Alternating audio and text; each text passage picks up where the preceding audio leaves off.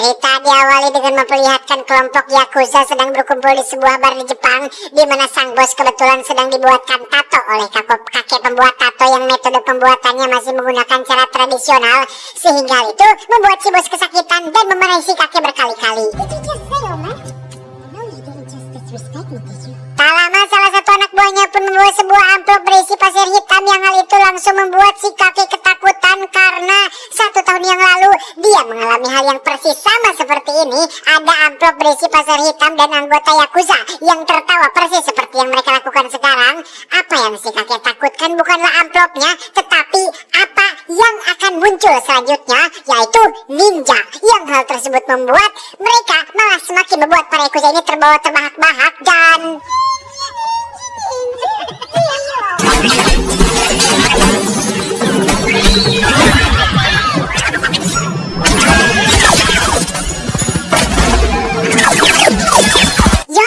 semua yang dikatakan si kakek pun menjadi kenyataan ketika sosok ninja yang bersembunyi di kegelapan dengan begitu sadis membantai semua anggota Yakuza termasuk si bos.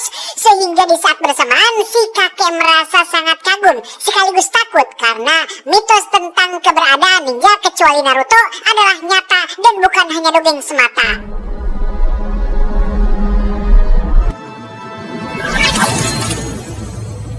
Dan kisah dimulai pada bertahun-tahun silam, tepat di sebuah perguruan ninja, atau lebih tepatnya markas sebuah organisasi ninja pembunuh bernama Klan Ozunu yang dipimpin oleh seorang master ninja bernama Guru Ozunu.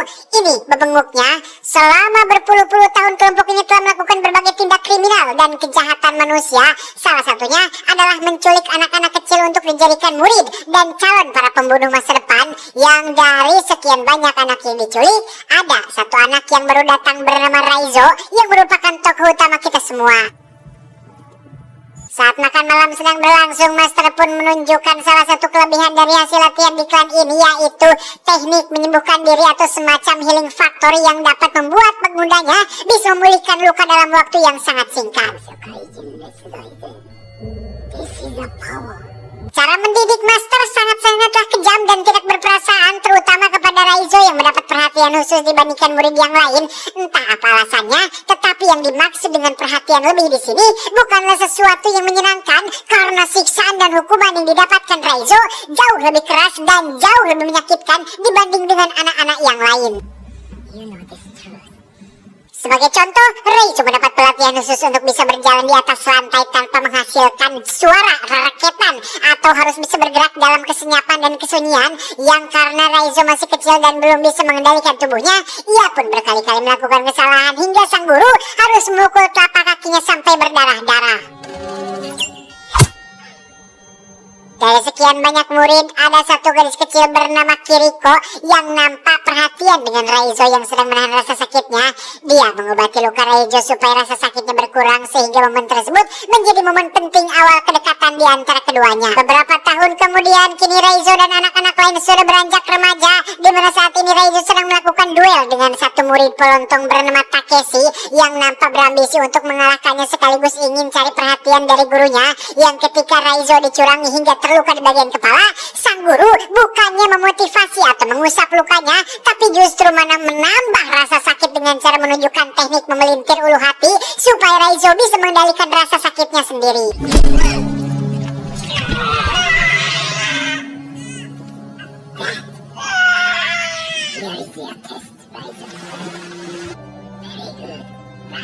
Tahun berikutnya, Raizo kembali menjadi satu-satunya murid yang mendapat pelatihan khusus, yaitu mempertajam panca indera dengan cara menutup matanya selama 1 tahun penuh. Sehingga dari sekian banyak murid, hanya Raizo lah yang berhasil mencapai tingkatan tertentu dalam dunia ninja. Yang hal itu dibuktikan ketika dia berhasil mengalahkan si Takeshi dengan mata tertutup.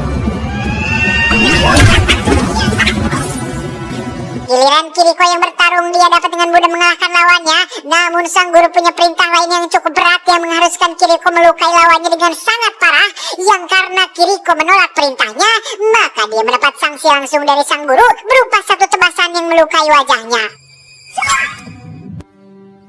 Tak hanya itu, Kiriko mendapat sanksi lain berupa kurungan selama 1 bulan, di mana Raizo yang merasa hutang budi pun berinisiatif membantunya bertahan hidup dengan cara memberikannya air minum melalui sebuah sedotan kecil. Beberapa waktu berlalu, Kiriko yang sudah tidak tahan pun nekat kabur sendirian, di mana Raizo yang memergoki hal itu pun sempat melarangnya. Karena jika dia melakukannya maka hukumannya akan sangat-sangat berat, yaitu kematian. Namun Kiriko tetap yakin dengan keputusannya karena setiap manusia berhak mendapatkan kehidupan dan punya hak untuk menunjukkan atau menentukan jalan ninjanya masing-masing.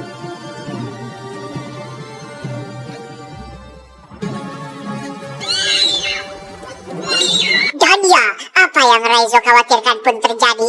Kiriko berhasil ditangkap dan akan mendapatkan hukuman berupa tusukan langsung di jantungnya. Yang kesempatan ini diberikan kepada si murid pelontong yaitu Takeshi, sehingga Raizo yang menyaksikannya pun semakin muak, marah, dan dendam kepada para ninja yang bukan dari Konoha ini. 7 tahun berlalu, kini Raizo sudah dewasa dan wajahnya mirip sekali dengan tokoh utama di serial drama TV Korea berjudul Full House yang dulu sempat ngetren pada zamannya. Dan memang dialah orangnya. Untuk pertama kalinya, Raizo mendapat kesempatan untuk melakukan debut pertamanya, yakni sebuah pekerjaan untuk membunuh target yang ciri-cirinya memakai jam tangan emas, yang tanpa rasa ragu sedikit pun, Raizo langsung turun ke lapangan untuk melakukannya.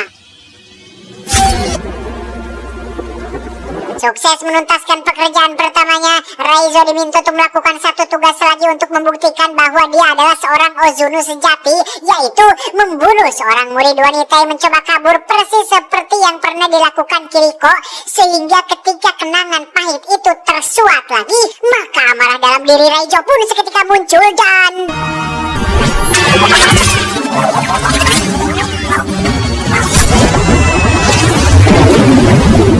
Bagaimana kronologi detail setelah kejadian itu, intinya si guru menganggap Raizo sudah berkhianat dan meninggalkan sedikit cindera mata berupa luka di wajah yang membuat satu mata si guru pecah. Mamam sialebok.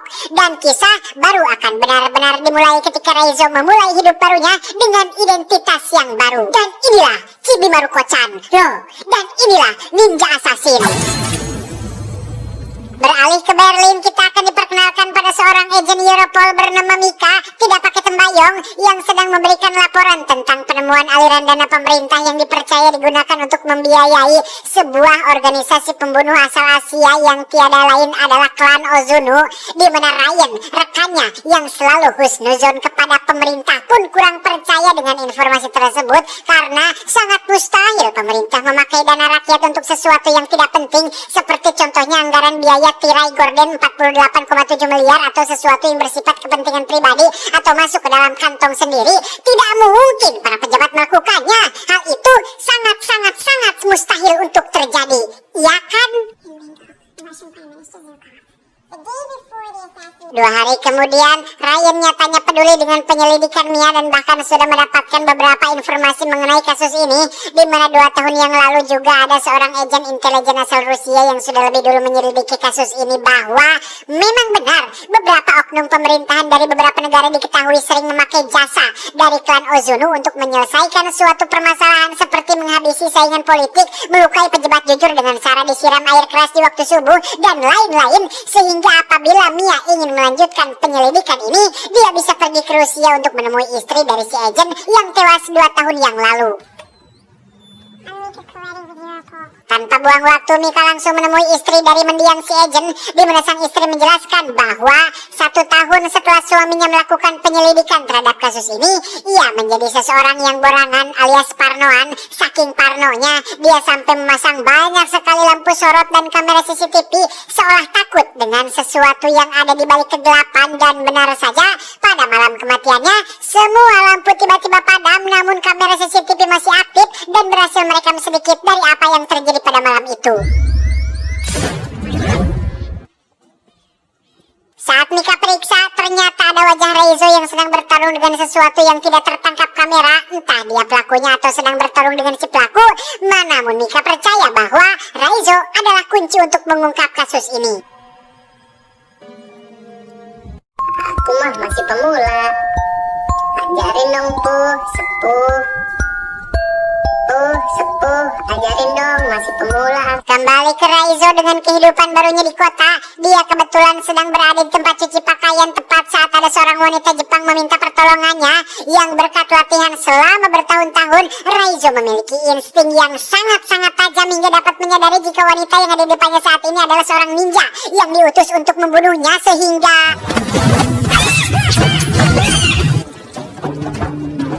Raizo sendiri tinggal di sebuah apartemen biasa. Setiap kali dia pulang dari luar, Raizo pasti selalu memeriksa barang-barang pribadinya untuk memastikan tidak ada orang yang masuk ke tempat tinggalnya. Dan saatnya jadwal latihan, Raizo sesekali teringat dengan perkataan sang guru mengenai cara hidup seorang ninja, bahwa rasa sakit adalah kelemahan dan satu-satunya cara untuk mengatasinya adalah mengendalikan rasa sakit itu sendiri.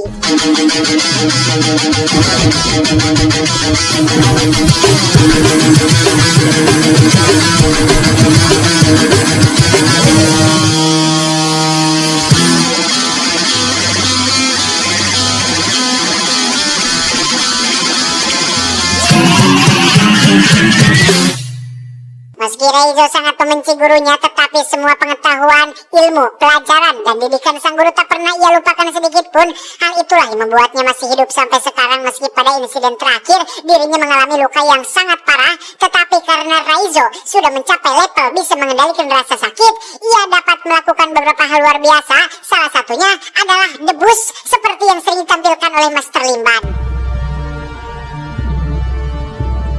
Tak hanya itu, Raizo memiliki senjata favorit yang disebut dengan kusarigama, atau sejenis senjata yang terdiri dari rantai dan pisau tajam kecil. Akan sangat bahaya sekali apabila digunakan oleh orang yang tidak profesional, tetapi di tangan para sepuh, suhu, senior, spesialis, dan ahlinya, kusarigama adalah senjata yang sangat mematikan. Sepuh, ajarin dong.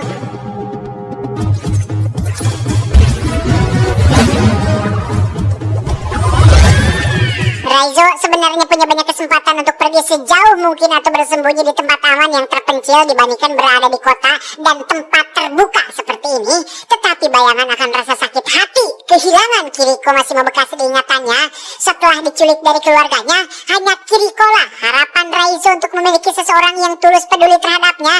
Tetapi sang guru malah membunuhnya begitu saja, sehingga sekarang saat ini tujuan Raizo adalah untuk membalas dendam kepada si guru dan klannya dengan cara bekerja sama dengan Mika yang kebetulan sedang menyelidiki tentang klan Ozuno. Kembali ke Mika yang sedang berada di kantornya. Dia kedatangan seorang utusan dari pemerintahan yang rupanya atau nampaknya mulai mencurigai tentang penyelidikan yang dilakukannya, sehingga Mika segera menemui Ryan untuk memberitahunya bahwa kecurigaan mereka berdua selama ini kemungkinan adalah benar, karena tidak mungkin pemerintah sampai mengutus seseorang untuk menemuinya hanya untuk memastikan penyelidikan ini. Sehingga Ryan yang mulai khawatir dengan keselamatan Mika pun menyuruhnya untuk segera tinggalkan kota ini dan pergi cari tempat aman untuk sementara waktu. Tiba di komplek rumahnya, Mika diberitahu tetangga tentang pemadaman listrik yang terjadi secara tiba-tiba, sehingga Mika menjadi sangat khawatir karena dari hasil penyelidikannya, ciri-ciri awal kemunculan para ninja pembunuh pasti selalu ditandai dengan lumpuhnya pencahayaan yang ketika sudah masuk ke dalam kamar, alangkah terkejutnya Mika saat menemukan sebuah amplop berisi pasir hitam dan tiba-tiba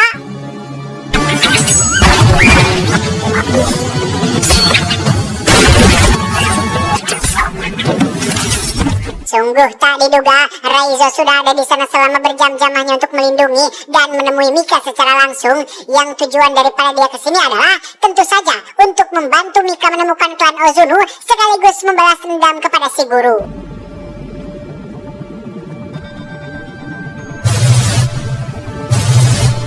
Mereka berdua pun berhenti di swalaya untuk merubah penampilan demi untuk mengurangi resiko ketahuan, di mana Mika yang belenggu pun malah menghubungi Ryan untuk memberitahunya bahwa saat ini dia bersama dengan Raizo, sehingga Ryan segera memberikan lokasi tempat untuk mereka bisa bertemu.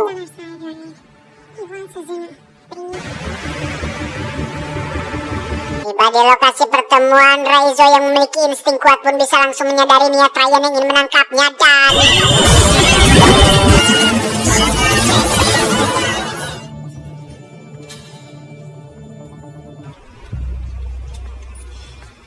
Ryan ternyata punya agenda tersendiri dan metode tersendiri untuk menggali informasi mengenai klan Ozuno, yaitu dengan menangkap dan menginterogasi Raizo dengan cara yang akan sedikit memaksa, berlokasi di sebuah gedung kosong dengan tangan dan kaki yang terikat lengkap dengan lampu sorot agar Raizo tidak bisa kabur di kegelapan.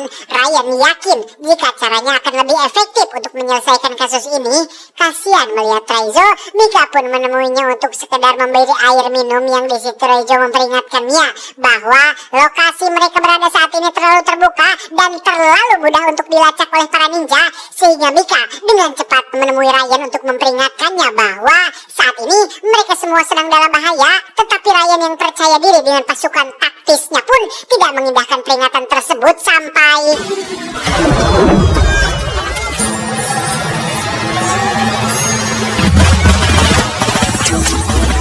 ketika para ninja sedang sibuk membantai pasukan taktis, Mika sendiri terlihat sedang melepaskan ikatan Raizo tepat saat satu ninja sudah keburu masuk ke dalam sana dan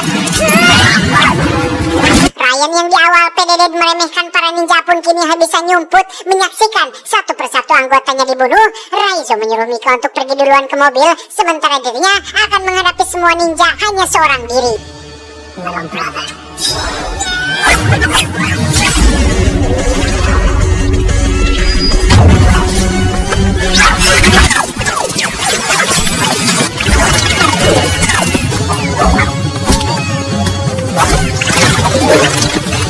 Mika sendiri terlihat sudah berada di mobil menunggu kemunculan Raizo, yang ketika dia sedang harap-harap cemas, tiba-tiba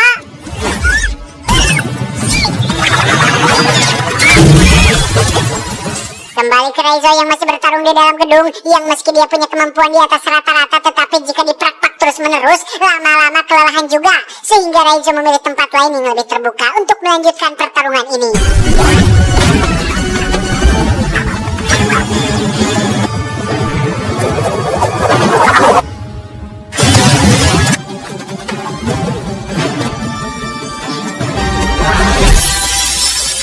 Jika sebelumnya mereka terbiasa bertarung di dalam ruangan yang penuh dengan sudut-sudut gelap, sekarang para ninja pembunuh ini harus membiasakan diri bertarung di tengah jalan, yang karena Raizo sudah terlalu kelelahan, akhirnya dia pun kecolongan saat perutnya terkena tebasan pedang, yang ketika Takeshi akan mengakhirinya, tiba-tiba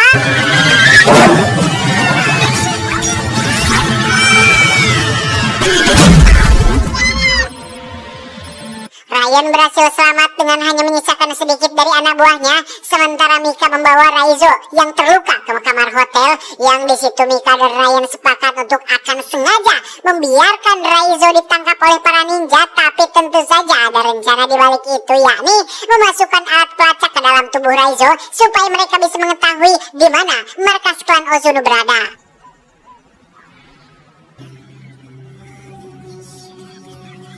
Raizo dibawa dalam sebuah peti besi untuk diserahkan kepada si guru, yang dalam sepanjang perjalanan menuju ke sana, Raizo memilih untuk bersikap tenang dan tidak panik. Justru dia malah teringat dengan ajaran sang guru mengenai teknik menyembuhkan diri menggunakan jurus segel tangan yang berfungsi untuk mengubah cakra menjadi obat efektif, yang saking efektifnya luka pada perut Raizo bisa rapat sendiri tanpa bantuan obat merah atau betadine.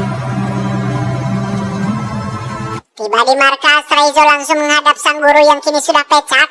Beliau teramat sangat kecewa terhadap tindakan Raizo yang memilih untuk berkhianat. Padahal dulu, waktu pertama datang ke tempat ini, si guru melihat potensi besar pada diri Raizo dan ada sedikit harapan tentang Raizo yang akan menjadi penerusnya menggantikan kepemimpinan klan Ozuno di tempat ini.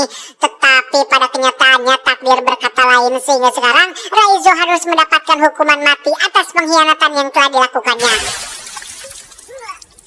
Tepat disaksikan oleh Takeshi dan para murid, si guru tidak langsung membunuh Raizo, tetapi ingin puas menyiksanya terlebih dahulu menggunakan jurus yang sama, yaitu jurus pelintir ulu hati, yang ketika Raizo batuk darah, keluarlah alat pelacak kecil dari dalam mulutnya, yang tepat saat Takeshi menyadarinya, tiba-tiba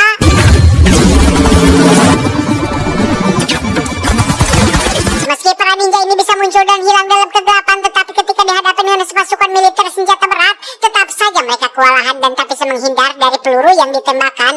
Sementara itu, Raizo yang ikatannya sudah dilepas pun memilih untuk masuk sendirian mencari Takeshi dan si guru untuk membalas dendam atas Kiriko.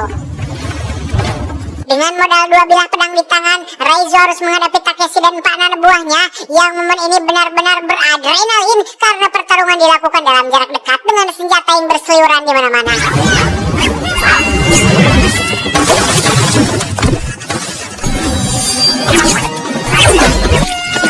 Selesai menghabisi para krocok, ini Raizo harus menghadapi Takeshi menggunakan cara licik, yaitu memakai jurus bacotan dengan mengingatkan kembali akan rasa sakit Raizo ketika melihat Kiriko mati dibunuh.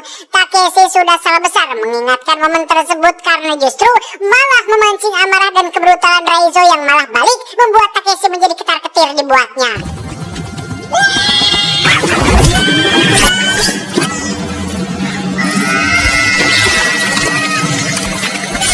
Selesai menghabisi Takeshi, saatnya Raizo menghadapi sang gegedugnya alias si guru yang di sini beliau menggunakan teknik rahasia yang belum sempat diajarkan, yaitu jurus ilusi bayangan yang membuatnya mampu hilang dan muncul dengan sangat cepat.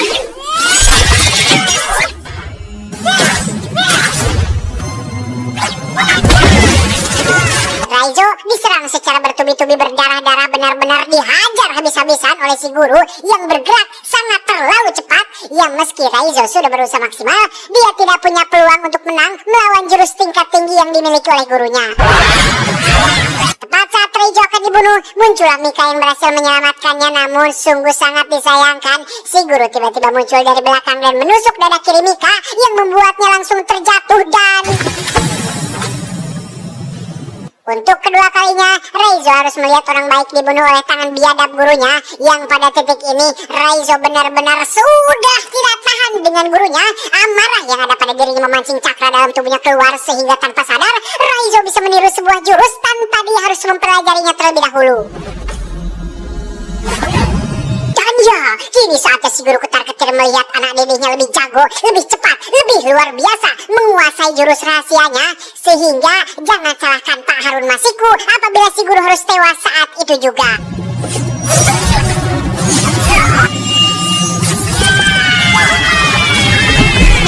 Di luar dugaan, Mika ternyata masih hidup berkat cacat lahir yang dialaminya, yakni posisi jantungnya yang berada di sebelah kanan. Setelah semua selesai, kini sudah waktunya Raizo pensiun dari dunia ninja dan saatnya masuk ke dunia K-pop untuk membintangi beberapa serial drama Korea demi menghibur para K-popers yang ada di dunia.